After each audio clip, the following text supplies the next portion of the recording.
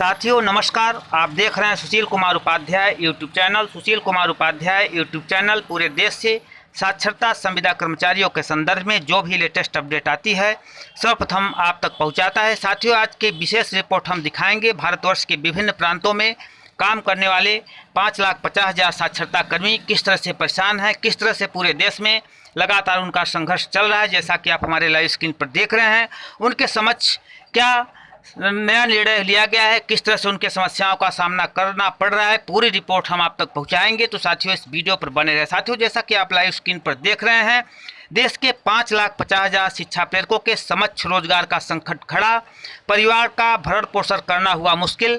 ऐसे ही तस्वीरें उभर के आ रही है। देश के विभिन्न प्रांतों में लगभग 27 प्रांतों में साक्षर भारत मिशन कार्यक्रम चल रहा था, जहां पर 31 मार्च 2018 को सरकार ने इनकी संविदा समाप्त कर दी है। तमाम राज्यों की जहां तक स्थिति है तो साथियों उत्तर प्रदेश, बिहार जैसे तमाम ऐसे राज्य हैं जहां पर साक्षरता कर्मियों का मानदेय का लगभग 40 से 45 माह का एक पैसा भी नसीब नहीं हुआ है, जबकि इनके द्वारा लगातार संघर्ष किया जा रहा है।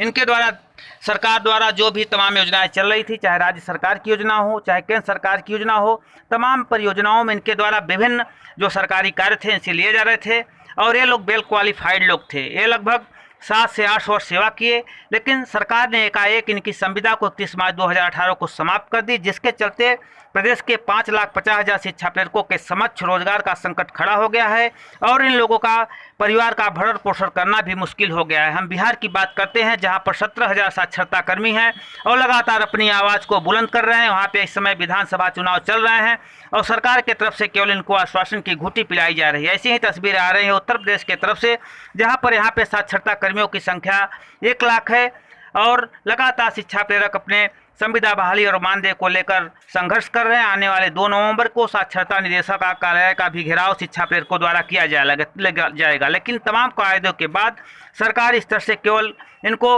एक आश्वासन की घूंटी पिलाएगी। तमाम प्रयासों के बाद जो एवरेज इनका मानदेय है लगभग 40 से 45 माह का नहीं मिल पाया है। इनके द्वारा लगातार संघर्ष किया जा रहा है। ऐसी ही तस्वीरें अन्य प्रांतों से आ रही है, चाहे झारखंड हो, चाहे राजस्थान हो, चाहे पश्चिम बंगाल हो, चाहे तेलंगाना हो, चाहे उड़ीसा हो, हर जगह साक्षरता कर्मी लगातार अपनी आवाज़ को बुलंद कर रहे हैं। असम की भी स्थिति यही है। असम में भी शिक्षा प्रेरकों का मानदेय नहीं मिल पाया है। राजस्थान में भी मानदेय के लिए शिक्षा प्रेरक संघर्ष कर रहे हैं और जबकि इनके द्वारा हाई कोर्ट की सिंगल बेंच डबल बेंच ने इनके पक्ष में फैसला दिया था, लेकिन तमाम कवायदों के बाद सरकार द्वारा केवल इनको आश्वासन की घूंटी पिलाई जा रही है।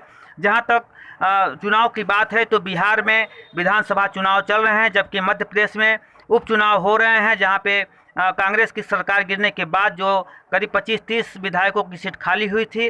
अब आने वाले समय में जिस तरह से साक्षरता कर्मियों का रोष उन पे भारी पड़ रहा है, वही विजय श्री प्राप्त करेगा जो शिक्षा प्रेरकों के संदर्भ में निर्णय लेगा। तो साथियों जिस तरह से पूरे देश के 5,50,000 साक्षरता कर्मी अपने हक के लिए लगातार संघर्ष कर रहे हैं और सरकार द्वारा केवल उनको आश्वासन की घूंटी पिलाई जा रही थी, जबकि योजना जब चल रही थी तो सरकार की तरफ से बड़ा अपडेट आया था कि हम शिक्षा प्रेरकों को और अच्छा काम देंगे, इनको हटाएंगे नहीं, लेकिन इस सरकार के कथनी करनी में बहुत अंतर देखने को मिला।